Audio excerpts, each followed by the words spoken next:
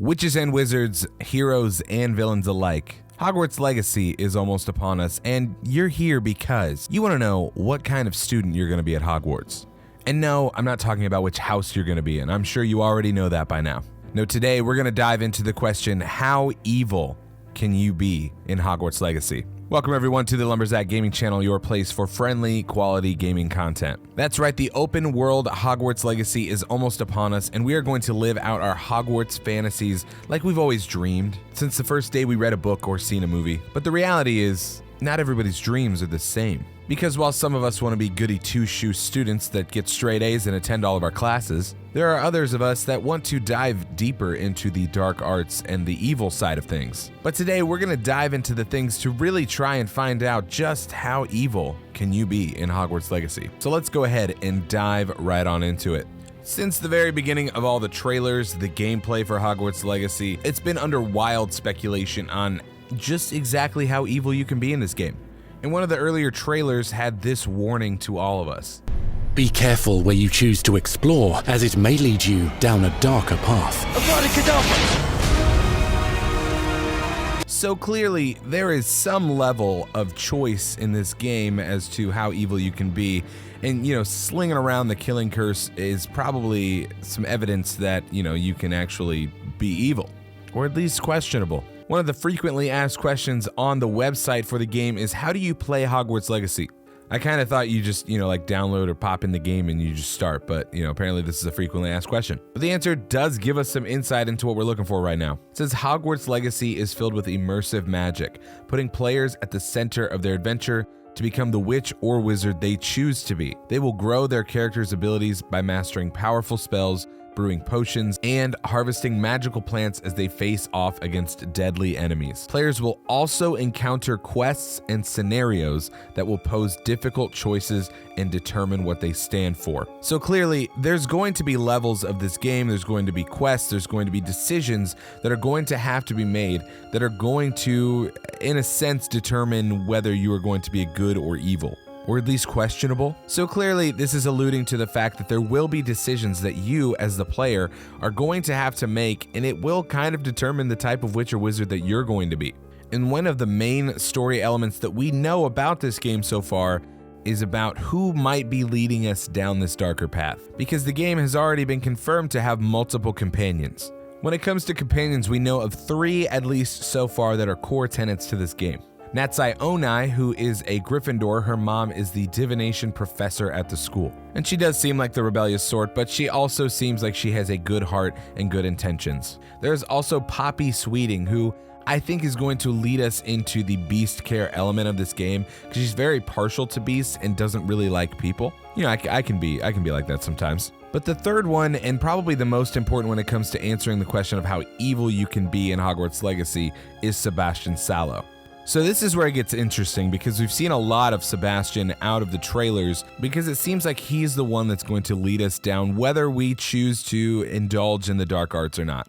However, the question of his morality is interesting, because it seems like it's one of those, I'm going to do bad things to do something good. From what we know so far, Sebastian's sister Anne has some sort of a deadly disease, and of course, Sebastian, being a good brother, is trying to figure out how to cure it. However, it seems like the answers that he's looking for are going to take him down the dark path. So already we're met with this morality issue of, do we help him try to figure out a cure for his dying sister?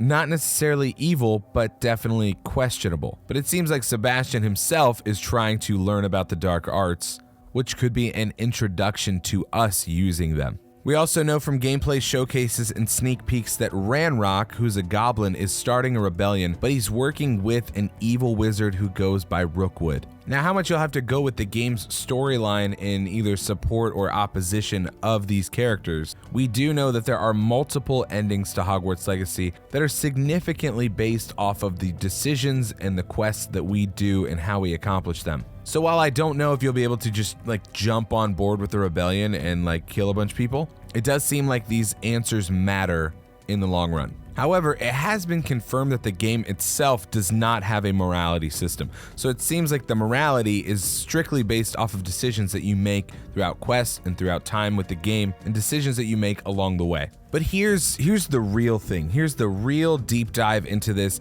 because one of the last gameplay showcases that we got showed us the Dark Arts Battle Arena and just exactly how much we can use the Dark Arts. Now, it is important to note that the Dark Arts Battle Arena only comes with the deluxe edition of the game, or you can buy it separately, which is the only microtransaction in the game, or so they say right now. But we get a pretty good showcase as to how well these unforgivable curses work, because we definitely have confirmation that Imperio, Crucio, and Avada Kedavra are all in this game, and they were all pretty wicked.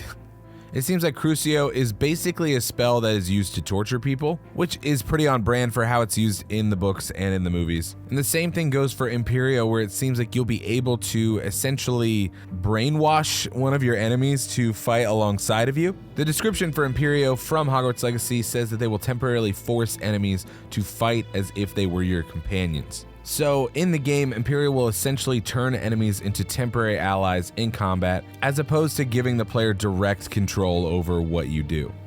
And when it comes to Avada Kedavra, well, it works exactly as you would assume Avada Kedavra would work. It is an instant kill curse.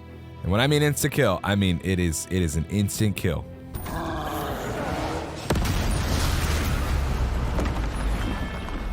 So in comparison to, the movies and the books of this, we're not just casting Stupefy on everybody. Now, Stupefy!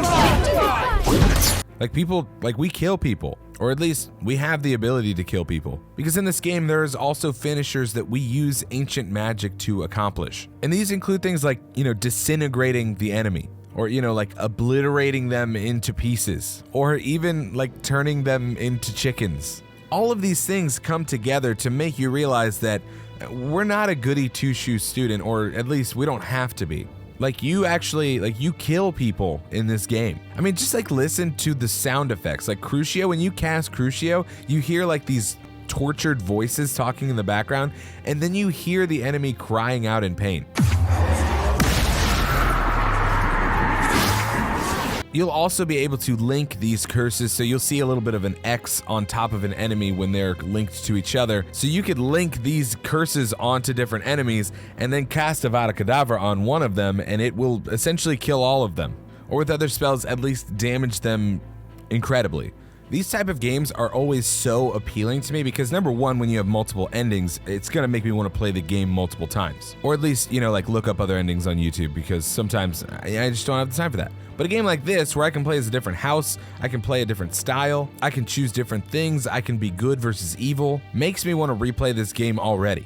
It also gives me great appreciation for the development team that took the time to make this, to give us different endings, and honestly to put me in situations where I have to decide whether I'm going to be good, I'm going to be evil, I'm going to be questionable. So again, while there's not a morality system in Hogwarts Legacy, it seems like we have every opportunity to do things that are evil. Do I think at any point you're going to slap the dark mark on yourself and become a Death Eater? No, because it's the 1800s and the dark mark didn't even exist. Voldemort wasn't born yet. Yeah, don't try to get me. As right now, we don't know the exact answer of how evil we can be, but I would argue after all of these things, yeah, we can be pretty evil in this game, which I am definitely looking forward to. Here at the Lumberjack Gaming channel, we are all about building a positive community of gamers that want to support each other, that want to game together. So if you want to be part of that, go ahead and hit that subscribe button. Hopefully this video is of value to you. Let me know in the comments, are you going to be evil? Do you want to be evil? Because I do. For more details on Hogwarts Legacy, check out this video over here, and I'll see you in the next one.